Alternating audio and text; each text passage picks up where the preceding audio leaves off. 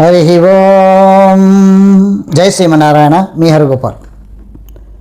దర్భ ఎలా ఉత్పత్తి అయింది, దర్భలోని రకాలు, అవి వేటికి వాడతారు అనేది మనం తెలుసుకున్నాం. ఇప్పుడు ఆ దర్భ యొక్క సాధారణ ఉపయోగాలు కూడా చాలా ఉన్నాయి. అది ఏంటి అంటే, దర్భకి శుద్ధి చేసే లక్షణాలు ఉన్నాయి. అంటే మానవ శరీరంలో కొన్ని రుగ్మతులు జరిగినప్పుడు ఆ శరీరం యొక్క వాటాన్ని శుద్ధి చేస్తే ఆ రుగ్మతులు తొలగిపోతాయనే ఉద్దేశంతో దర్భతో వడగట్టిన నీళ్లు, అలా దర్భ వల్ల విరేచనాలు, రక్తస్రావాలు, మూత్ర విసర్జనలో ఉండే లోపాలు, అదే మూత్రంలో ఉండే రాళ్ళు అంటే కిడ్నీస్ ఎఫెక్టు, ఇలాంటి వాటికన్నిటికీ కూడా ఈ దర్భ చాలా రకాలుగా వాడుతూ ఉంటారు. అలాంటి అదీర్ఘకాలిక రోగాలన్నిటికీ కూడా ఈ దర్భలను వాడడం ఆనవాయితీగా వస్తుంది.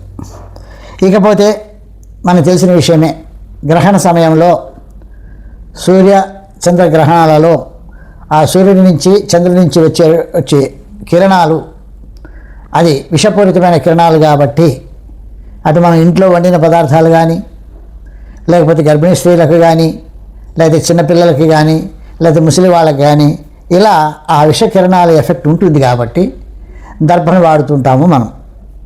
ముఖ్యంగా మనకు బాగా అలవాటైంది ఏంటంటే, గ్రహణ సమయంలో దర్భను వాడాలి అనేది అలవాటైపోయింది. ఇది ఎలా వాడాలి అని అంటే, కేవలం గర్భిణీ స్త్రీల గురించి మనం తెలుసుకుందాం. గర్భిణీ స్త్రీలు ఈ యొక్క దర్భను, ఒక పిడికెడు దర్భను తల దగ్గర ఉంచి చీకటి గదిలో ఉంటే ఆ విషకిరణాలు చీకటి గదిలోకి రావు, వచ్చినా శరీరంలోకి ప్రవేశించవు.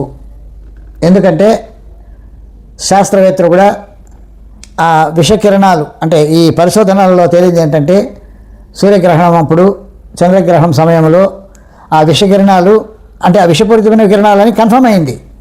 ఆ కిరణాలుకి అడ్డంగా ఈ యొక్క గర్భ కట్టను పెడితే ఆ గడ్డిలోంచి కిందకి రాకుండా కూడా ఉండే అవకాశాలు కూడా కనబడినాయి, పరిశోధనలో తేలింది. కాబట్టి గర్భిణీ స్త్రీలు అలాంటిది కూడా ఉపయోగించడం చాలా మంచిది.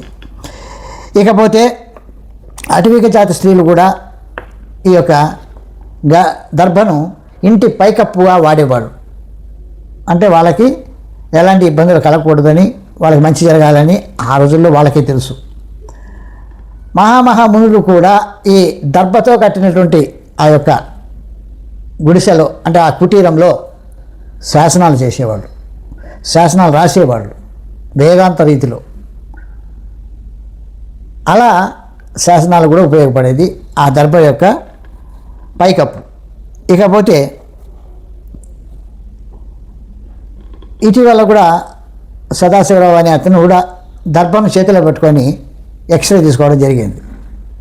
ఎక్స్రే తీసుకుంటే ఆ రేడియేషన్ 60% రేడియేషన్ లేకుండా పోయింది అందులో. సో దర్భ ఎంత విలువైనదో మానవ శరీరానికి చాలా ఉపయోగకరమైనది. కాబట్టి దర్భ నీళ్లు తాగిన, దాన్ని ఔషధంలాగా, కషాయంలాగా కాంచుకొని తాగినా చాలా మంచిది. హరి ఓం.